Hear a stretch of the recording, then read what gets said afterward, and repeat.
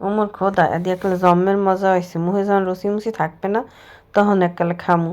Hello everyone, আসসালামু আলাইকুম, কেমন আছেন সবাই? এই তো মুই আমলকির আচার বানাবো। হেলে গিয়া মুই কি করি, এগুলার স্টিম করে নিমু, এই জন্য একটা স্টিমারে দিছি। অনেকে আমলকি সিদ্ধ করে লই, আমার কাছে মনে হয় যে সিদ্ধ করলে আমলকির পুষ্টিগুণ নষ্ট হয়ে যাবে। হেলে গিয়া মুই স্টিম করে নিতে আসি, স্টিম করলেই ভালো হবে মনে হয়। লেগে আমি থপ থপ করে আমলকিটি স্টিমারে দিতে আসি। দেওয়া হইলে এই তো সব দেওয়া হয়ে গেছে। এখন ওই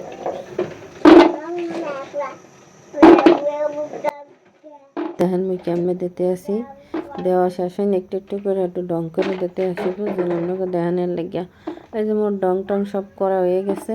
এখন আমরা দুই একটা রয়েছে, আমি লাড়িলেও একটু রং করতে আসি, বুঝলেন?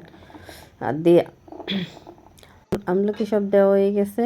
এখন মুই কী করবো, এখন ডাকিয়ে দেবো একটা হরা দিয়া।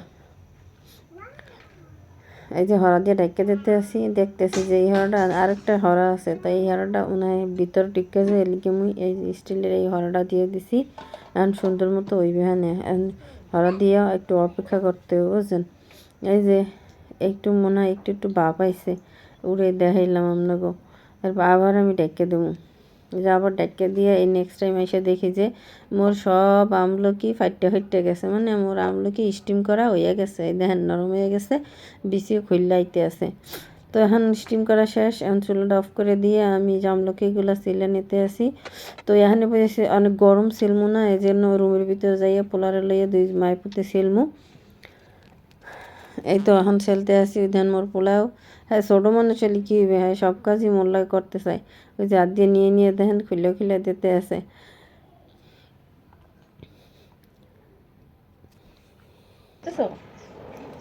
তো এরকম করে আস্তে আস্তে আমরা মায়ের পুঁতে মিললা হগল আমলকিগুলাই এখন ছুড়েই লইলাম আস্তে আস্তে করে।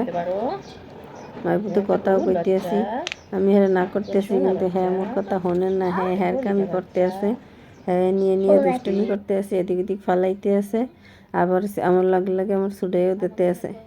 এই মায়ের পুঁতে মিললা প্রায় 10-15 মিনিট ধরে আমলকিগুলো ছেড়লাম।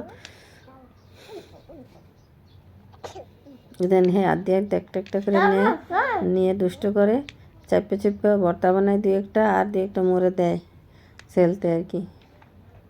তো এই প্রায় আমার আমলকি বিচি ছাড়ানো হয়ে গেছে।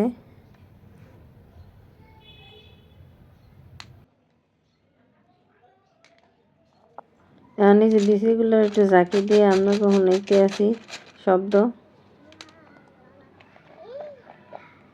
মোর আমলকি রেডি হয়ে গেছে। এখন মুই চলে গেছি চুলায়। আগে মুই চিনি দিয়া শিরা বানাই লইছি, এখন শিরার মধ্যে সব আমলকিটি ডাইলে দিছি। এখন মুই লাড়তে থাকবো কিছুক্ষণ ধরে।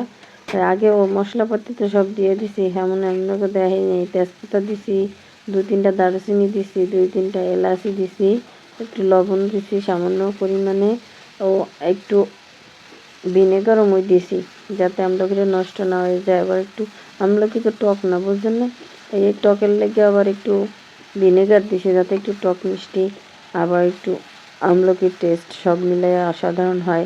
এই মোর অসাধারণ রান্নার লেগে আমি এইভাবে লাড়তে আসি, আর কি লাড়েছে আস্তে আস্তে একটু পরে পানি ছাড়বে আমলকিতে গনে।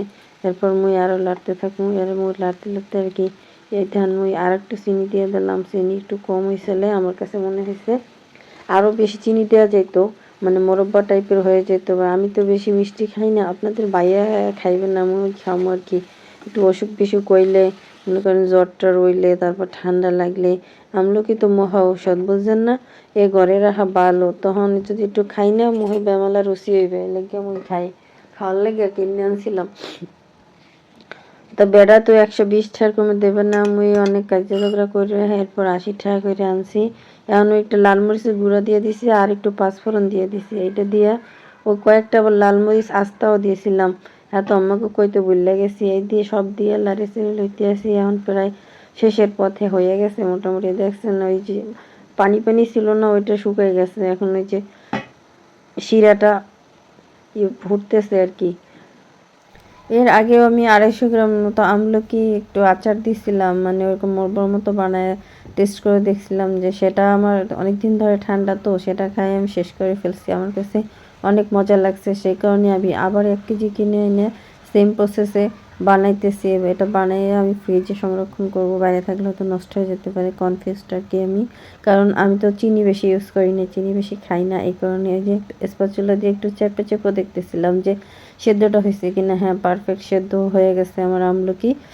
দেখছেন লাল মরিচগুলো একবার তাকাই আছে আমার দিকে, আপনাদের দিকে। তো এই রেডি হয়ে গেল আমলকির আচার। ভালো থাকবেন সবাই, আল্লাহ হাফেজ।